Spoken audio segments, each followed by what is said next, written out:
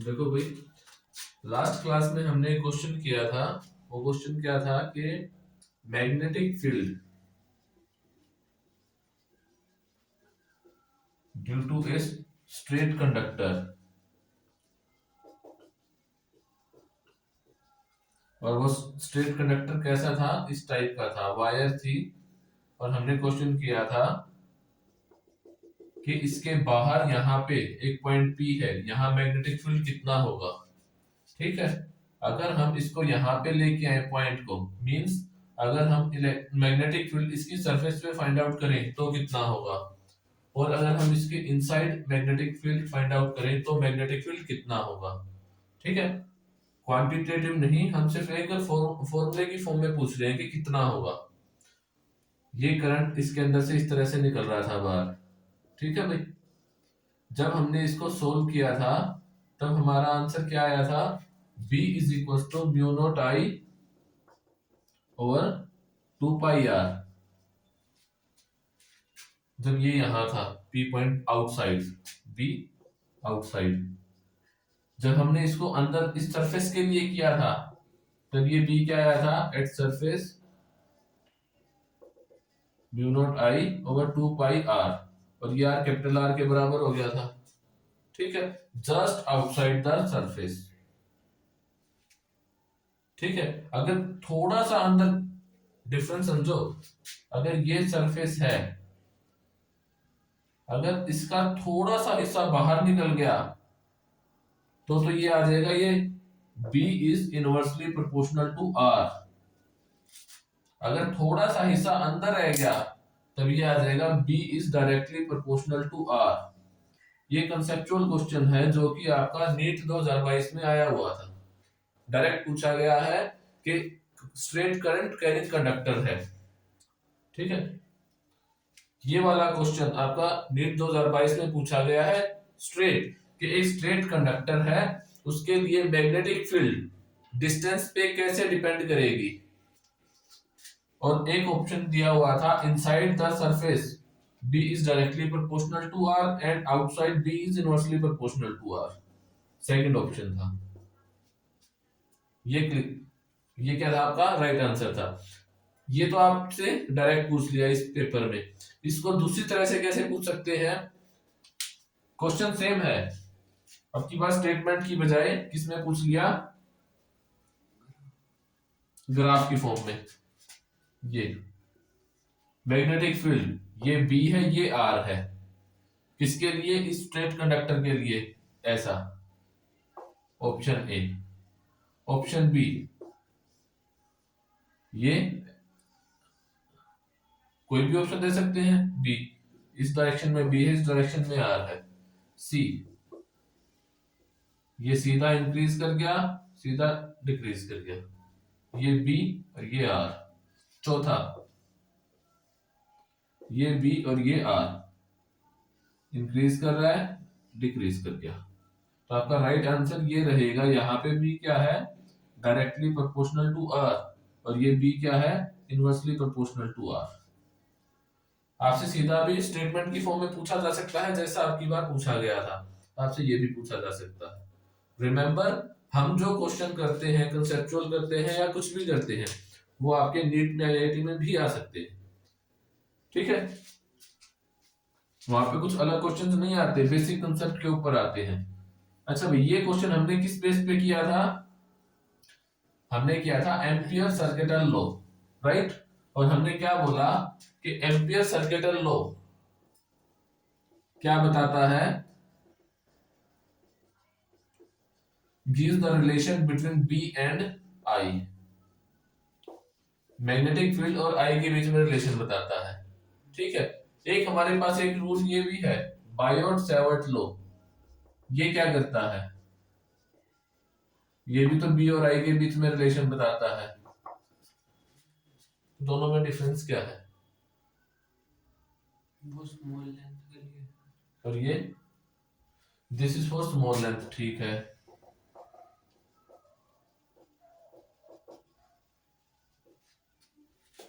ये क्या करता है, फॉर बिगर लेंथ।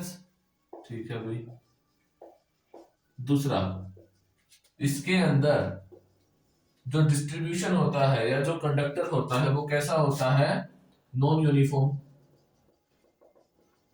जैसा हमने देखा था इस तरह से था, इस तरह से लिया था ना। और इसमें जो हमने किए थे एम्पियर सर्किट लॉ में, इसमें जो कंडक्टर है वो कैसा होता है, यूनिफॉर्मली डिजाइन होता है। ठीक है भाई, डिजाइंड कंडक्टर। जैसा कि आज करेंगे हम, इसमें हम सोलेनोइड पढ़ेंगे, इसके अंदर हम टोरॉइड पढ़ेंगे।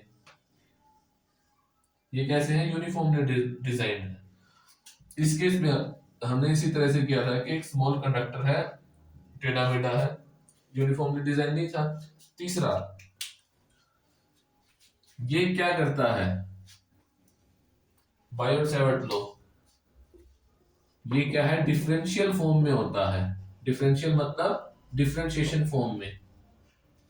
किस किस के बीच में, बी एंड, बी क्या होता है, मैग्नेटिक फील्ड और मैग्नेटाइजिंग फोर्स। मैग्नेटाइजिंग फोर्स को किससे शो करते हैं, आपकी बुक में मिलेगा एच से। और ये क्या करता है, थोड़ा सा डिफरेंस है, ये क्या है, डिफरेंशियल फॉर्म है और ये इंटेग्रल फॉर्म है। इंटेग्रल फॉर्म किस किस की, बी एंड एच की, जो कि इनके फॉर्मूले में भी दिखाई देती है, बी डॉट डी एल। और ये क्या था, इंटेग्रेशन। तो ये क्या है, इंटेग्रल फॉर्म है, is equal to mu naught I. अच्छा भाई, ये क्या था, डी बी, ये स्मॉल लेंथ के लिए। तो डी कहां लगाते हैं, ये D is this D for differentiation. ठीक है, ये डिफरेंशियल फॉर्म है, ये इंटीग्रल फॉर्म है। और ये टॉपिक क्या है, difference between ampere circuit law and Biot Savart law. ठीक है, ये हमने उस टाइम पे नहीं किया था ना, आज हो गया। अच्छा भाई, इसके साथ अब हमें क्या करना है, by using ampere circuit law हमको मैग्नेटिक फील्ड फाइंड आउट करनी है, किसकी, सोलेनोइड की। By using ampere circuit law magnetic field due to solenoid. अब सोलेनोइड कैसा होता है, तो जो ये स्प्रिंग शेप स्ट्रक्चर होता है इसको क्या बोलते हैं, सोलेनोइड। ठीक है भाई, इसके साथ हमने क्या किया, मान लिया बैटरी को कनेक्ट कर दिया, तो इसके अंदर से करंट फ्लो करेगा। करंट फ्लो करेगा तो ये क्या करेगी, एज ए मैग्नेट बिहेव करेगी। और इस तरह के मैग्नेट को हम क्या बोलते हैं, इलेक्ट्रोमैग्नेट। ठीक है, अगेन एक डिफरेंस और रहेगा, जो एम्पियर सर्किट लॉ है वो क्या है, इलेक्ट्रोमैग्नेटिज्म पे डिपेंड करता है। और जो बायोट सैवर्ट लॉ है वो सिंपल मैग्नेटिज्म पे डिपेंड करता है। ठीक है, अच्छा भाई, ये चीज होगी। इस स्ट्रक्चर को हम बोलते हैं सोलेनोइड। अब इस सोलेनोइड के अंदर हमने क्या बोला कि यहां से करंट गया, तो ये करंट कैसे फ्लो करेगा, यहां से ऐसे चल रहा है, यहां नीचे की डायरेक्शन में ऊपर, फिर नीचे, फिर ऊपर, इस तरह से जा रहा है। और यहां से क्या करेगा, ये नीचे आ जाएगा। Is it clear. अच्छा, जो ये ऐसे घूम रहा है इसको क्या बोलेंगे, टर्न।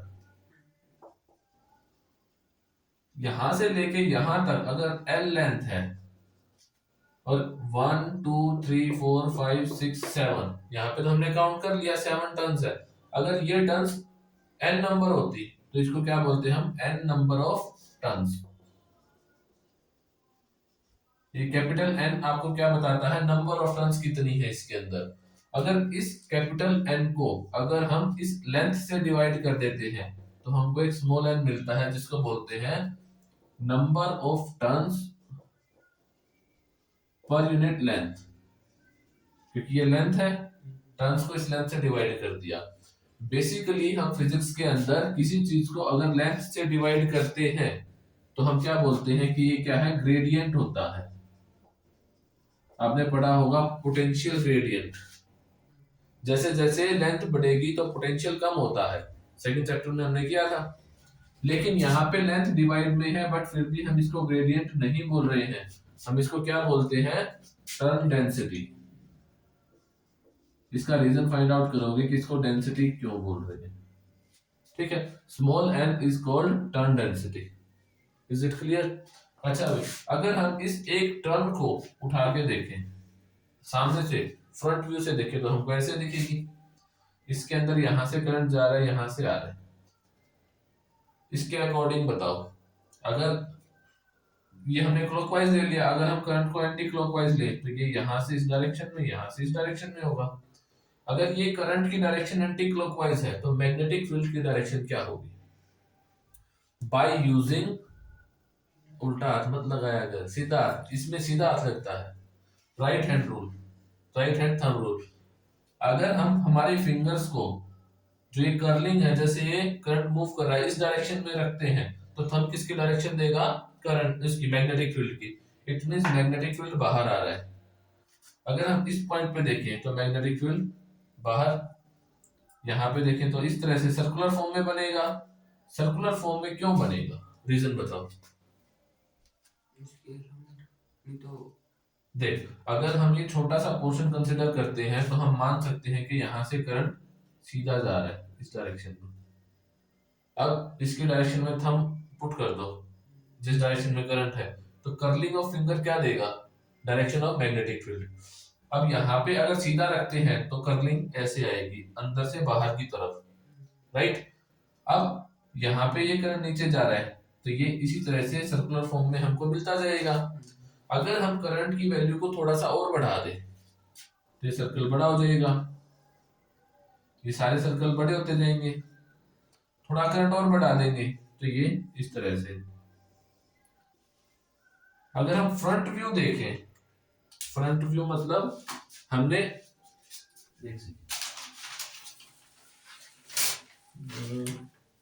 पोज कर रहे हैं, ये देखो भाई, हमने ये लिया, इसके अंदर से हमको हर बार दिखाई दे रहा है। अब अगर इसके अंदर से मैग्नेटिक फील्ड निकलेगी, अगर इसके अंदर से मैग्नेटिक फील्ड निकलेगा तो हमको कैसा दिखेगा? ऐसे बाहर आता दिखेगा, स्ट्रेट बाहर आके ये ऐसे बेंड कर जाएगा। बट जैसे ही ये बाहर आया, इसके सामने हमने एक और रिंग लगा दी, एक और ये लगा दिया, तो ये क्या करेगा? इसको सीधा कर देगा, ठीक है। इट मींस एट सेंटर, जो इसका सेंटर होगा, यहां से हमको ये बिल्कुल सीधी आती हुई दिखाई देगी। बाहर निकल के ये जैसे बेंड करने लगी, हमने यहाँ पे दूसरी रिंग लगा दी। अब इसका साइड व्यू देखो, ये इसका फ्रंट व्यू देखा था, ये बाहर निकल के ऐसे मुड़ेगी। जैसे ही ये मुड़ने लगी, हमने यहाँ पे एक और रिंग लगा दी, वो रिंग क्या करेगी? इसको सीधा कर देगी। अगेन मुड़ने लगेगी, हमने एक और रिंग लगा दी, अगेन ये इसको सीधा कर देगी। इट मींस, अगर कंसेप्चुअल क्वेश्चन आए कि magnetic field inside a solenoid किस टाइप की होती है? Straight and uniform. इसको नोट कर लो कि inside a solenoid magnetic field is uniform in and straight, ठीक है। अच्छा भाई, ये इसके अंदर स्ट्रेट बन गई, तो यहां से हम इसको लिख सकते हैं कि इसके अंदर मैग्नेटिक फील्ड की डायरेक्शन ये है, स्ट्रेट बी। क्लियर? हमको क्या निकालना है? हमको ये बी ही निकालना है। हमें पता है कि सीधी है, अब हमें सिर्फ क्या करना है? इसका मैथमेटिकल फॉर्मुलेशन करना है इस बी का।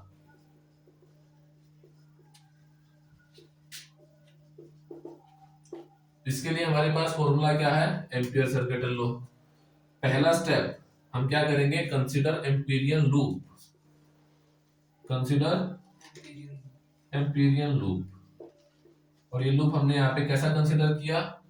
ये ऊपर वाले नंबर्स में एक बार रब कर रहा हूं भाई,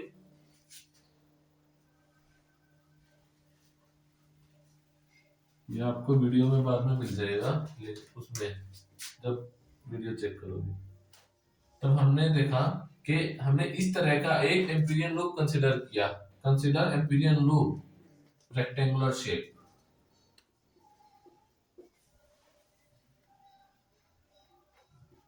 रेक्टेंगुलर शेप, ठीक है भाई। अब देखो, यहां से हमने इसका नोमेनक्लेचर कर दिया, ये ए, ये बी, ये सी, और ये सी से लेके डी, हमने इसको डिसाइड कर दिया। दूसरा क्या है? Define symmetry. हमको सिमेट्री डिफाइन करनी है, मतलब बी और थीटा डिफाइन करना है। यहां से यहां तक बी क्या है, कांस्टेंट है। ए से लेके बी तक बी कांस्टेंट है। बी से लेके सी तक बी की कुछ भी वैल्यू हो सकती है बट कांस्टेंट है। सी से लेके डी तक बी 0 है। डी से लेके ए तक बी की कुछ भी वैल्यू हो सकती है बट कांस्टेंट है। थीटा यहाँ पे ए से लेके बी तक बी कांस्टेंट, थीटा 0 पहला। इधर आगे देखो बी से लेके सी तक be constant, theta 90 degree. Again D से लेके ए तक बी से सी ऊपर गए हैं, डी से ए नीचे आए हैं तो सेम रहेगा, बी कांस्टेंट, थीटा 90। फिर सी से लेके डी तक बी 0। अगर बी 0 है तो थीटा चाहे कुछ भी हो, हमारा आंसर क्या आ जाएगा, 0 आ जाएगा। क्लियर, हमने थीटा और बी डिफाइन कर दिया। थर्ड स्टेप क्या है हमारा, calculate B D L is equal to mu naught I. यही है, ये तो पूरा रूल है, हमें सिर्फ बी डी एल कैलकुलेट करना है। अब ये भी वेक्टर क्वांटिटी है और ये भी वेक्टर क्वांटिटी है, दोनों का मल्टीप्लीकेशन करेंगे और एक स्केलर मिलता है तो B D L cos theta. ठीक है, अच्छा भाई। अब जो ये क्लोज है इसको हमने क्या किया, 4 डिफरेंट पार्ट्स में डिवाइड कर दिया, ए से लेके बी, बी से सी, सी से डी और डी से ए। तो हम क्या करते हैं, हम बी डी एल निकालते हैं ए टू बी, फिर हम बी डी एल निकालते हैं बी टू सी, फिर हम निकालते हैं C to D plus B D L D to A. ठीक है भाई, अब हमने क्या डिफाइन कर रखा है, बीडीएल को हम क्या लिखेंगे, बीडीएल कोस थीटा। तो हमने लिख दिया बीडीएल कोस थीटा। अच्छा भाई, ए से लेके बी तक थीटा कितना है, 0। तो थीटा की जगह हमने क्या पुट कर दिया, कोस 0। और कोस 0 की वैल्यू कितनी होती है, 1। तो ये क्या बच गया, A to B BDL plus BDL cos 90। और cos 90 की वैल्यू 0, तो इसको हमने कर दिया 0 प्लस c से लेके d, b ही 0 है तो bdl क्या आ जाएगा, 0 आ जाएगा। Again d to a, theta कितना 90, ये भी क्या आ जाएगा 0। तो ओवरऑल हमको जो bdl मिल रहा है वो किसके लिए मिल रहा है, जितनी लेंथ हमारी किसके अंदर है, सोलेनॉइड के अंदर। ठीक है, तो इसको हम b कांस्टेंट है, इंटीग्रेशन किसका होगा, dl का। स्मॉल लेंथ लेके यहां से चलते हैं, इसको इंटीग्रेट करेंगे तो मैक्सिमम कितनी हो सकती है, l के बराबर हो सकती है। तो bdl किसके बराबर आ जाएगा, b इंटू एल। तो हमारा थर्ड स्टेप कंप्लीट हो गया। फोर्थ हमारा क्या है, calculate total current.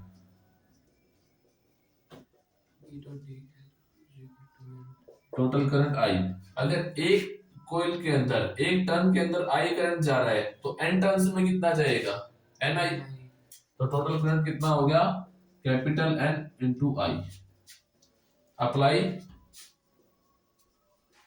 Ampere rule, B dot D L is equal to mu naught I. B dot D L की जगह हम क्या लिख सकते हैं, B L, B into L. Mu naught I की जगह हम क्या लिख सकते हैं, एन आई। तो हमें सिर्फ इस b की वैल्यू निकालनी है। आगे देखो, b is equal to mu naught N I divide by L. अच्छा, जो हमारा ये, अब देखो ये बात इंपॉर्टेंट है, हमारा जो ये आंसर आया है, क्या आंसर है ये, b is equal to mu naught capital N I by L, या फिर n बाई एल की जगह हम क्या लिख सकते हैं, म्यू नॉट एन आई। ये जो हमारा आंसर आया है, ये आया है सेंटर के लिए। अगर हम मैग्नेटिक फील्ड निकालें एट वन एंड, तो ये कितना हो जाएगा, 1/2 ऑफ बी एट सेंटर। ठीक है, हमको ये प्रैक्टिकली मिलता है। और इसके ऊपर बेस्ड आपका जो कॉन्सेप्चुअल क्वेश्चन है या आपका जो न्यूमेरिकल क्वेश्चन है उसमें आ सकता है, कॉम्पिटिटिव एग्जाम में, नीट में, जेईई में आ सकता है ये क्वेश्चन। ठीक है, इस क्वेश्चन को नोट कर लो, ये नोट कर लो।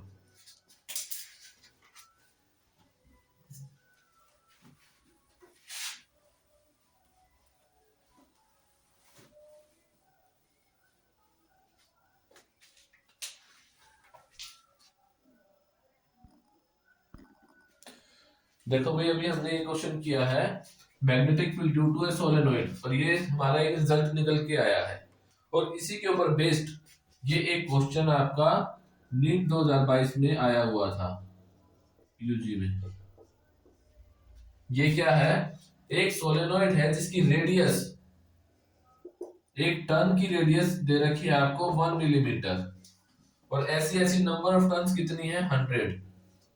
ठीक है, इसके अंदर करंट की वैल्यू दे दी 1 एम्पियर। आपको बोला गया है कि बी की वैल्यू निकालो एट सेंटर। यहां तक आपका क्वेश्चन आया हुआ था जिसके अंदर नीट के अंदर आपसे ये भी पूछा जा सकता था बी एट 1 एंड कितना होगा। ठीक है भाई, फॉर्मूला हमारे पास क्या है, B is equal to mu naught N I. इसके अंदर हम इस रेडियस का यूज कहां करेंगे बताओ भाई। अपॉन जो लेंथ ना, रेडियस का वो पूरी लेंथ निकालते वक्त 2 पाई आर। एक रेडियस अगर लेते हैं तो सरकमफ्रेंस कितनी है 2 पाई आर। एक सर्कल की रेडियस आ गई ये आर, इससे एक पूरी लेंथ आ गई ये। अगर इसको हम नंबर ऑफ टर्न से मल्टीप्लाई कर दें तो टोटल लेंथ आ जाएगी। एल आ गया, एन गिवन है, N by L small N आ जाएगा। म्यू नॉट की वैल्यू कांस्टेंट होती है, एन की वैल्यू हमने निकाल ली, आई की वैल्यू हमको गिवन है तो बी की वैल्यू आ जाएगी। सिंपल क्वेश्चन है, कंसेप्चुअल क्वेश्चन, मतलब सिंपल फॉर्मूले पे बेस्ड है। ये आपको थोड़ा सा दिमाग लगाना पड़ेगा। इतना इजी क्वेश्चन किसमें आया हुआ था आपका नीट के अंदर। ठीक है,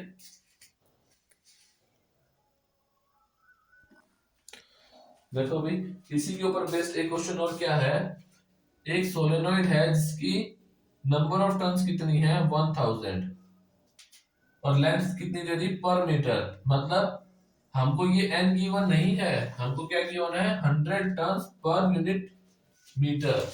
मतलब हमको ये स्मॉल एन गिवन है, स्मॉल एन की वैल्यू दे दी 1000 और आपको करंट दे दिया 5 एम्पियर। आपसे बी पूछ लिया कितना होगा, सिंपल फॉर्मूले के ऊपर बेस्ड है। B is equal to mu naught N आई।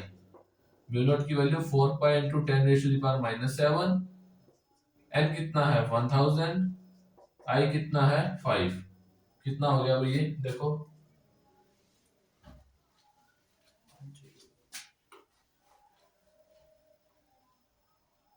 5 गुना में 4 20 पाई गुना में 10 की पावर -7 गुना में 10 की पावर +3। इसको अगर हम प्लस वाले में ऐड कर दें तो +4 हो जाएगा। 2 पाई गुना में 10 की पावर -3। कौन सा ऑप्शन है, ये वाला। अच्छा भाई ये तो आपका सेंटर पे आ गया। अगर थोड़ा सा चेंज कर दे कि बी एट एंड कितना होगा, बता कितना आ जाएगा आंसर। 1.5 into this की -2 1 पॉइंट क्यों आएगा, बटे में 2 करना। हाँ तो 1 पाई पाई आ जाएगा। इनमें से कोई ऑप्शन नहीं है। अगर ये वाला दे दें -3 तो ये एट 1 एंड ये हो जाएगा। ठीक है, हो जाएंगे इस तरह के क्वेश्चन। अच्छा भाई ये किसके ऊपर बेस्ड है, सोलेनोइड के ऊपर। अब हमने क्या किया, इस सोलेनोइड के दोनों एंड्स को पकड़ लिया, इस एंड को भी और इस एंड को भी, और पकड़ के क्या किया राउंड शेप में जोड़ दिया। ठीक है, अब आपको एक ये स्ट्रक्चर मिल गया। इस स्ट्रक्चर का नाम क्या है, टोरॉइड। ठीक है, अब हमें क्या करना है, इस टोरॉइड के लिए मैग्नेटिक फील्ड फाइंड आउट करनी है, इसका फॉर्मूला बनाना है। अच्छा भाई ये शेप बेसिकली कैसी है, सोलेनोइड की जैसी है। सोलेनोइड के इन टर्न्स के बाहर कोई मैग्नेटिक फील्ड था तो देखो यहाँ पे हमने लिख रखा है B0। इट मींस बाहर क्या है, B0 है। यहाँ पे कितना होगा, क्योंकि देखो अगर इसके ऊपर देखते हैं b 0 है तो यहाँ पे भी तो 0 ही होगा। हमने इसको मिला दिया और ये पॉइंट इसके बीच में आ गया, तो यहाँ भी b कितना है 0। तो सारा का सारा मैग्नेटिक फील्ड होगा कहाँ पे, तो आंसर है जो ये डॉटेड लाइन है ना, इसके बीच में होगा, मतलब इनसाइड दिस कोयल। हमें ये फाइंड आउट करना है। अगेन हम जब इसके ऊपर एम्पियर सर्किट लॉ लगाते हैं तो बीडीएल निकालेंगे। बीडीएल कैसा निकलेगा, अगेन बी इंटू एल, लेकिन अब की बार ये एल स्ट्रेट नहीं होगी, ये एल क्या होगी, बी इंटू 2 पाई आर। अब ये आर कौन सी है, इनर रेडियस या आउटर रेडियस, जो भी मतलब कोई अच्छा टोरॉइड के अंदर दो रेडियस होती हैं, R1 एंड R2। जो हम ये रेडियस लेके चलते हैं ये इन दोनों का मीन रेडियस होता है, ठीक है, R1 प्लस R2/2। क्लियर है, क्योंकि क्वेश्चन में आपको ये भी मिल सकता है, आपको दो रेडियस भी मिल सकती है। आपके पास फॉर्मूला कौन सा है, ये वाला मीन रेडियस वाला, तो दो रेडियस की पहले आप क्या निकालोगे, मीन रेडियस निकालोगे, देन इस फॉर्मूले में पुट करोगे। ये हमने बी निकाल दिया, टोटल करंट कितना है Ni, again total current Ni, again B dot dl integral mu naught Ni। dl की जगह हम क्या पुट करेंगे, 2 पाई r, b इंटू 2 पाई r, तो यहां से b की वैल्यू क्या आ गई, म्यू नॉट Ni/2 पाई r। और अगर इस 2 पाई r को सर्कमफ्रेंस को हम टोटल लेंथ लिख दें तो mu naught Ni total length l, और ये टोटल n/l क्या होगा, mu naught Ni। This is as same as the solenoid. ये फॉर्मूला जैसा सोलेनोइड का बना था वैसे ही बन गया, बट अगर आपको ये गिवन है क्वेश्चन के अंदर ये डिफरेंट डिफरेंट वर्क करेगा। थ्योरेटिकली दोनों का आंसर क्या है, सेम है, ठीक है। अच्छा भाई अब एक क्वेश्चन और लिखते हैं, फिर हम नेक्स्ट टाइम क्या करेंगे, फोर्स। देखो भाई क्वेश्चन में क्या गिवन है, एक copper wire having a resistance of 0.015 ओम पर metre is used to wind 500 tons solenoid of radius 1 centimeter and length 22 centimeter. If the EMF of the battery is used 6 volt, then find B. अब पहली चीज तो समझो इसमें क्या क्या involve किया गया है। हमने EMF कहाँ पढ़ा था, करंट इलेक्ट्रिसिटी में, मतलब सेकंड चैप्टर का यूज है, ठीक है।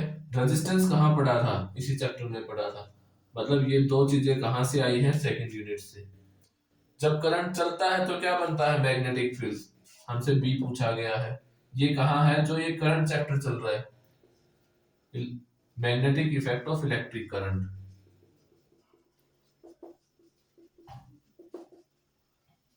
ठीक है भाई, और यहाँ भी ये सीधा नहीं पूछा गया है, थोड़ा घुमा फिरा के पूछा गया है।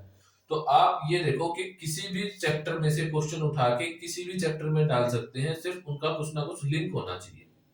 यहाँ पे गिवन क्या क्या है,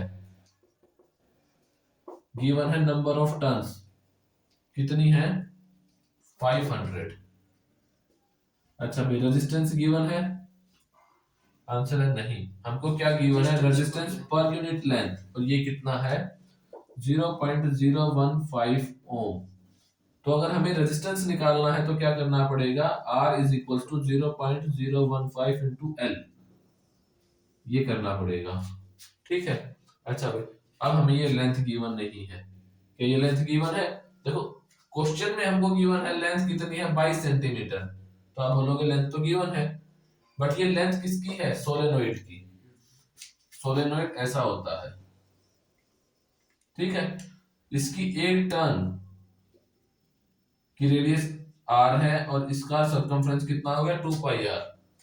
अब आपको ये लेंथ l दे दी, अगर आप इस वन एंड को पकड़ो और इसको ऐसे स्ट्रेच करो तो क्या ये l 22 रहेगी या चेंज हो जाएगी, तो आंसर है इसको बड़ा करोगे तो ये लेंथ बढ़ जाएगी। अगर हम यहाँ पे 22 से मल्टीप्लाई करेंगे तो हमारा आंसर गलत आएगा।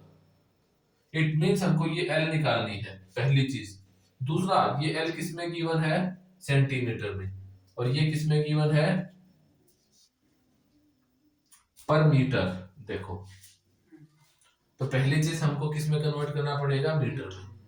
और ये कन्वर्जन कहाँ पढ़ते हैं हम? क्लास 11th की फर्स्ट यूनिट के अंदर।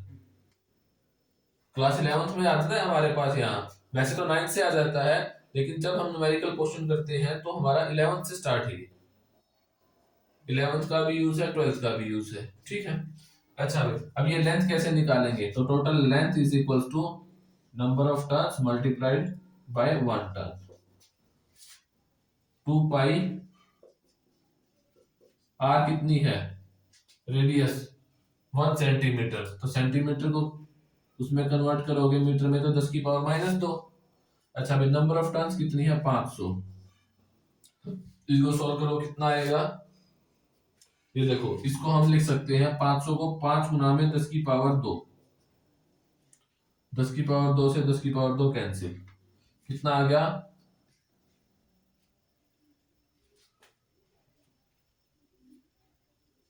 220/7। 5 गुना में 2 10। 10 की 22 से मल्टीप्लाई करेंगे तो 220, और ये 7 डिवाइड में है। 7 दिया 21। 1 1 4। ऑलमोस्ट इतना आ गया। मतलब हमारे पास एल की वैल्यू आ गई 31.4। तो अगर हमें आर निकालना है तो हम क्या करेंगे? 0.015 मल्टीप्लाइड बाय 31.4। ये हमारा आर आ गया। लेकिन हमें निकालना क्या है? हमें निकालना है this B, mu naught N I. Mu naught की वैल्यू है हमारे पास 4 पाई इंटू 10⁻⁻7। क्या एन की वैल्यू है? एन निकालना है, लेकिन ये इजीली निकल जाएगा क्योंकि एन बाय एल होता है। अब एन कितना है? 500। एल कितना है? 22 सेंटीमीटर। क्योंकि ये एल किसकी होती है? सोलेनोइड की लेंथ होती है। तो अब की बार हमें सिर्फ सोलेनोइड की लेंथ ही लेनी है, ठीक है। ये एन आ गया, म्यू नॉट आ गया। अब हमें क्या चाहिए? आई। क्या हमारे पास पूरे क्वेश्चन में कहीं आई है? नहीं, बट हमारे पास आई का फॉर्मूला है। क्या है? V is equal to I R. अगर हमने करंट यूज नहीं कर रखा है तो पोटेंशियल और ईएमएफ दोनों बराबर होते हैं। ये हम क्लास 12 में सेकंड चैप्टर में पढ़ चुके। तो E is equal to I R. अब E गिवन है, हमें I की वैल्यू निकालनी है तो E बाय आर कर सकते हैं हम। E की वैल्यू 6 वोल्ट, R की वैल्यू 0.015 मल्टीप्लाइड 31.4। ये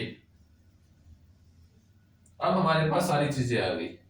फॉर्मूला में पुट कर दो, B is equal to 4 pi into 10⁻⁻7। ये म्यू नॉट लिख दिया। N की वैल्यू 500 मल्टीप्लाइड बाय 22 गुना में 10 की पावर -2। N भी आ गया।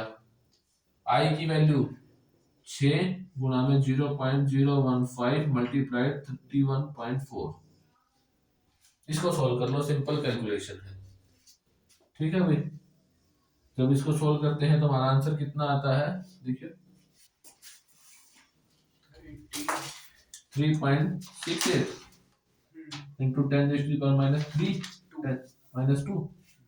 टेस्ला। ये आंसर आता है। सिंपल कैलकुलेशन है, बाकी जो समझाने का था वो कर दिया। अब हमारा नेक्स्ट क्या रहता है?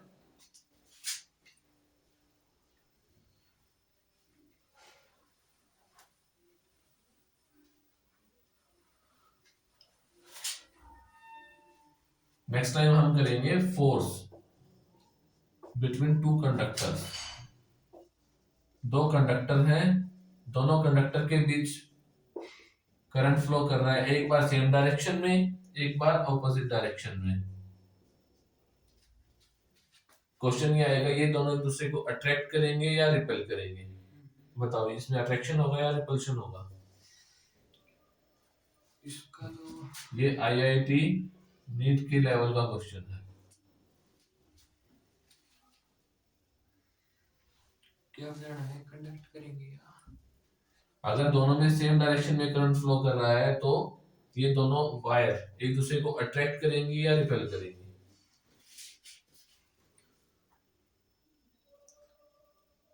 तो इसके ऊपर हम रूल लगाएंगे राइट हैंड थंब रूल, और दूसरा रूल लगाएंगे फ्लेमिंग लेफ्ट हैंड रूल।